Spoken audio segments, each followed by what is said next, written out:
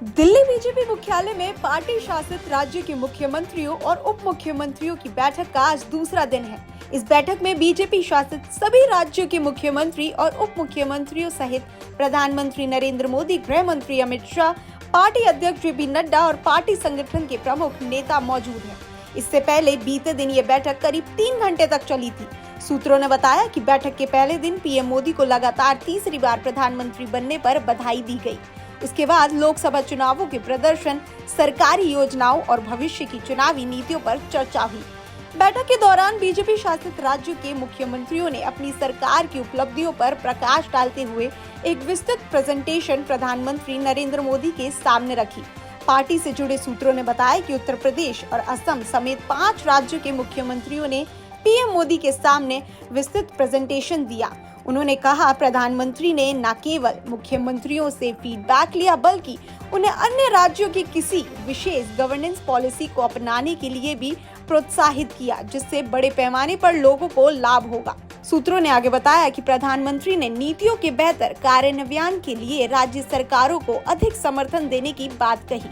इस महत्वपूर्ण बैठक में गैर बीजेपी शासित राज्यों के साथ साथ आगामी उपचुनावों और राज्य विधानसभा चुनावों के लिए भविष्य की चुनावी नीतियां बनाने पर भी जोर दिया। बता दें कि इस साल 4 राज्यों महाराष्ट्र, हरियाणा, झारखंड और जम्मू कश्मीर में विधानसभा चुनाव होने हैं।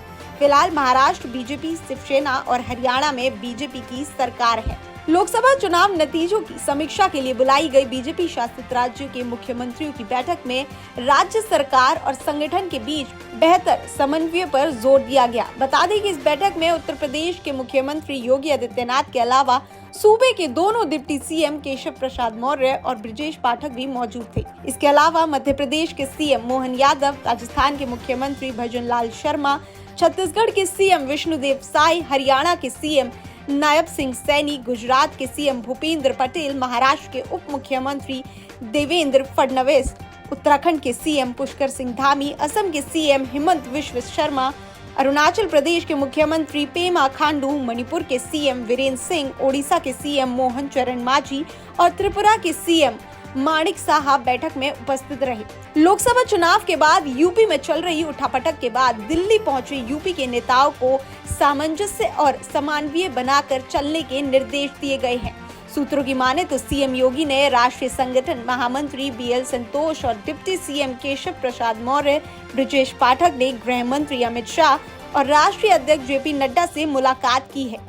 कहा जा रहा है कि वे सार्वजनिक बयानबाजी से बचें और सरकार में मिलजुल कर काम करें। दोनों ने इस पर हामी भी भरी है। मुख्यमंत्री योगी के साथ शनिवार को दोनों डिप्टी सीएम दिल्ली में मुख्यमंत्री परिषद की बैठक में भी शामिल हुए। बैठक के बाद सबकी नड्डा अमित शाह से मुलाकात हुई। सूत्रों का कहना है कि यूपी को लेकर संकेत दे दिए गए हैं कि सरकार और संगठन में आंशिक बदलाव किए जाएंगे। सरकार में कुछ मंत्रियों के विभाग बदले जा सकते हैं तो कुछ नए चेहरे भी शामिल किए जा सकते हैं। वहीं दिसंबर में प्रदेश संगठन में भी बदलाव किया जा रहा है। लोकसभा चुनाव 2024 में कुछ राज्यों में बीजेपी के हित में परिणाम अच्छे नहीं आए थे और साथ ही उत्तर प्रदेश की सियासत में जोरदार उथल-पुथल मची हुई है।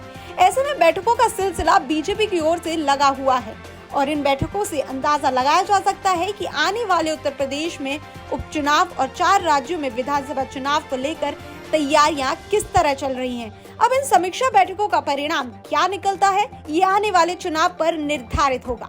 Bureau report, TV7 Bharat.